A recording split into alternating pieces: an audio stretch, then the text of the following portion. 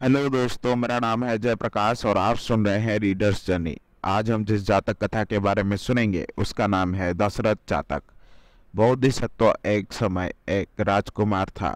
उसका एक छोटा भाई और एक बहन थी। जब उनकी मां की मृत्यु हो गई तो उनके पिता एक धर्मी और बुद्धिमान राजा ने अपने 16,000 पत्नियों में से एक को नई रानी पत्नी के रूप में चुना और उनका एक बेटा हुआ। राजा इस लड़के जो बोधिसत्व के सौतेले भाई से बहुत प्यार करता था और इसीलिए उसने अपनी रानी की एक इच्छा पूरी की। उसने इसे पाने के लिए 7 साल तक इंतजार किया और फिर उसने पूछा कि जब समय आए तो बोधिसत्व के बजाय उनके बेटे को राजा नियुक्त करे। इससे राजा नाराज हो गया और उसकी मांग को अस्वीकार कर दिया। दिन वे दिन वो मांगती रही और राजा ये जानते हुए कि महिलाएं स्वाभाविक रूप से दुष्ट होती हैं, चिंतित था कि वो जाली या रिश्वत के जरिए बोधिसत्व को मरवाने की योजना बनाएगी। इसलिए राजा ने अपने दोनों बेटों से कहा कि उन्हें महल छोड़ देना चाहिए और 12 साल तक दूर रहना चाहिए। ये वो समय था जब उसके ज्योतिषियों ने भविष्यवाणी की थी कि वो शासन करने के लिए वापस लौटेगा। उनकी बहन उनके साथ आ गई और तीनों दुख के आंसू के साथ चले गए। वो हिमालय में चले गए और जंगली फलों पर जीवन यापन किया। दो छोटे भाई बहन बड़े बोधिसत्व की देखभाल करते थे।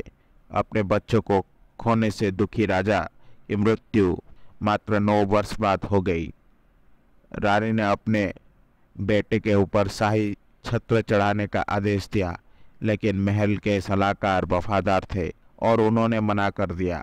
उसका बेटा जो सम्मानीय भी था ने कहा कि वो बोधिसत्व को लेने जाएगा ताकि वो सिंहासन पर बैठ सके।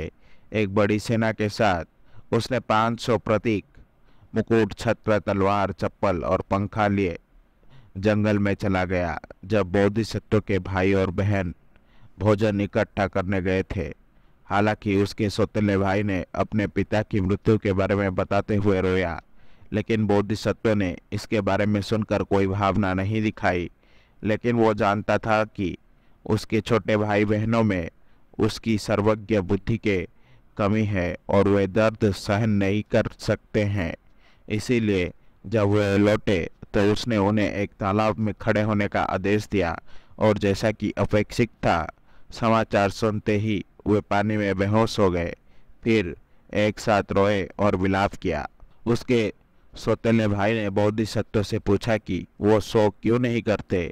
उन्होंने समझाया कि सभी चीजें नश्वर है और मृत्यु अपरिहार्य है, और चूंकि शोक मृतकों को वापस जीवन में नहीं ला सकता है, इसीलिए इसका कोई उद्देश्य नहीं है। बोधिसत्व को इस तरह की ज्ञान भरी बात करते हुए सुनने वाले सभी लोगों का शोक अचानक समाप्त हो गया। इसके बाद बोधिसत्व ने वापस लौटने और राजा बनने से इनकार कर दिया, क्योंकि उनके पिता ने उन्हें 12 साल तक दूर रहने के लिए कहा था। उन्होंने अपने भाई बहनों से कहा कि वे उनके लौटने तक राज्य का प्रबंधन करें, लेकिन उन्होंने सम्मान पूर्वक इनकार कर दिया। इसीलिए बोधिसत्व ने अपने पुआल की चप्पलें दे दी और वे 3 साल के अंतरिम समय के दौरान राज करते हुए सिंहासन पर बैठे। अगर कोई गलत तरीके से किसी मामले का फैसला करता तो चप्पल तब तक एक दूसरे से टकराती रहती जब तक कि फैसला सही नहीं हो जाता। अंत में अपना निर्वासन पूरा करने के बाद बोधिसत्व शहर लौट आए। उन्होंने अपनी बहन को रानी बनाया और 16,000 साल तक धार्मिकता से शासन किया। ये कहानी बुद्ध के जीवन काल में। एक दिन बुद्ध को पता चला कि एक जमींदार जो अपने पिता की मृत्यु से इतना उदास था कि उसने अपने सभी कर्तव्य करना बंद कर दिया था, आध्यात्मिक सफलता के लिए तैयार था।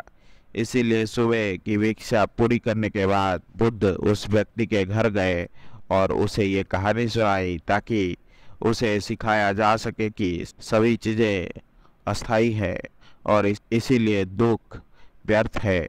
उस व्यक्ति ने समझ लिया और सफलता प्राप्त की। बोधिसत्व के पिता और माता बुद्ध के पिता और जन्म देने वाले माँ के पहले जन्म थे। उनकी बहन और सौतेले भाई बुद्ध के पत्नी और आनंद के पहले के जन्म थे, जो बुद्ध के शीर्ष शिष्य में से एक थे। आशा करता हूँ कि आपको ये जातक कथा अच्छी लगी होगी। अगर आपको मेरी वीडियो पसंद आई तो इसे लाइक करें और शेयर करें, और ऐसे वीडियोस देखने के लिए मेरे चैनल को सब्सक्राइब करें।